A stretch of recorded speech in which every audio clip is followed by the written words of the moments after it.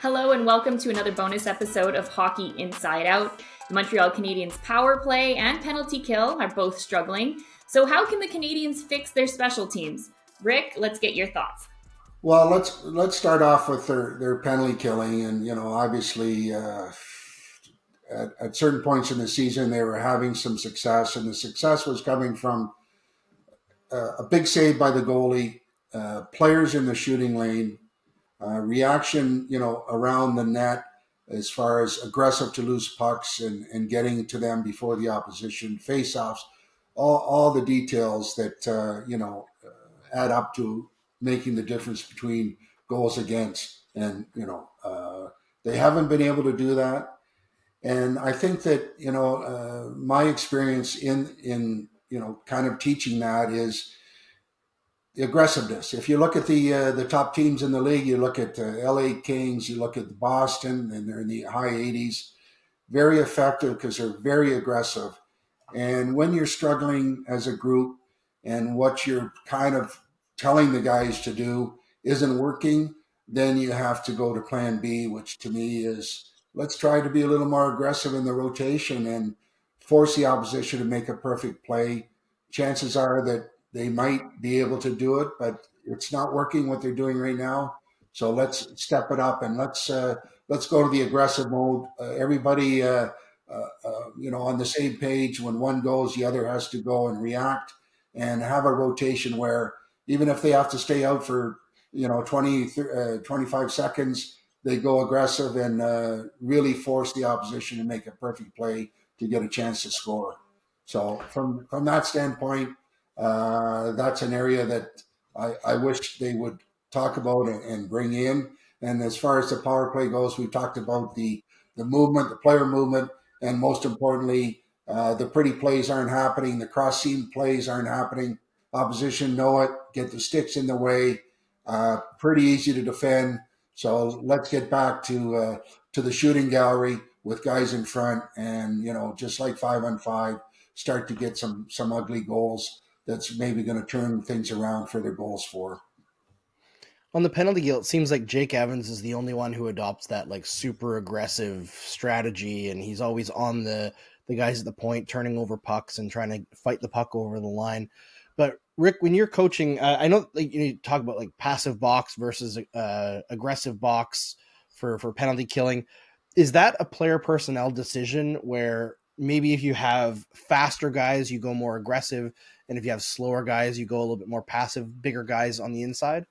Combination of both, because let's face it, certain guys, you can direct them, you can give them all the information, but it's happening so quickly, they have to understand when to execute and when not to.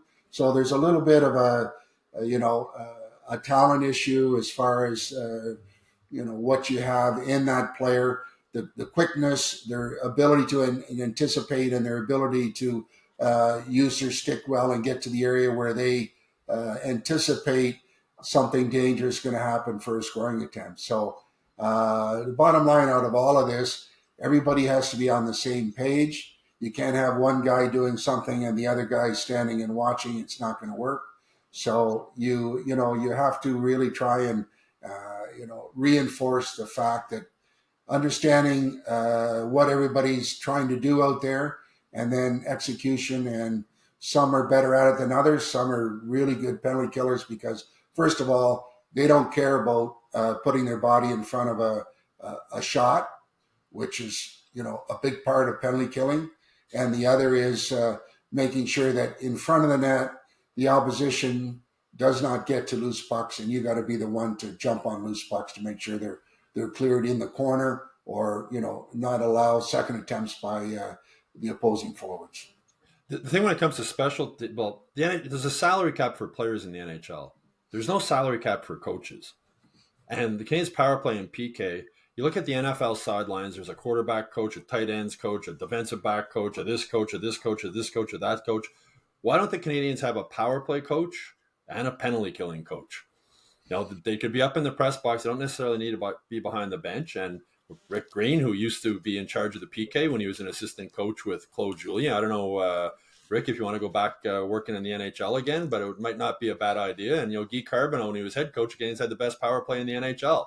So there's no salary cap on coaches. So if the problem isn't the personnel, why not bring in a couple of guys who specialize in PK and specialize in the power play and add them to a coaching staff? I don't know if you're open to that, Rick, if you want, or if your buddy Carbo wants to go back, but we'd miss you on the show. But I mean, it's just, I don't understand how, there's Marty St. Louis has so much on his plate, and why don't they have, an NFL game, you go to the press box and there's like 8 coaches sitting up there talking to the head coach in his headset.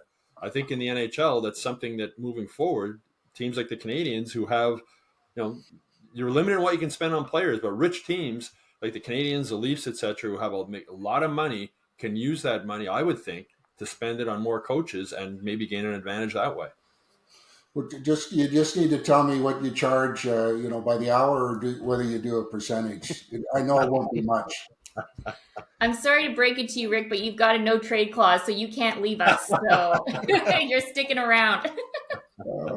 Anyways, in all fairness, it's really it's a difficult situation for coaches that have been given that role, and you're trying to do your very best. And again, I look back at Craig Ludwig and I, who were killing penalties. We didn't need to have a lot of discussions with the coaches on what we needed to do to be effective in making sure that the opposition didn't get a free shot on the net. And, today it's reinforcements, it's, repetition, but your personnel is a big part of it, along with trying to get some direction. And like I said before, trying to get everybody on the same page and making sure that, they understand that if we're doing it a certain way and it's not working, you have to try something else. Who was the best penalty killer when you were coaching the Habs PK at that time, Rick?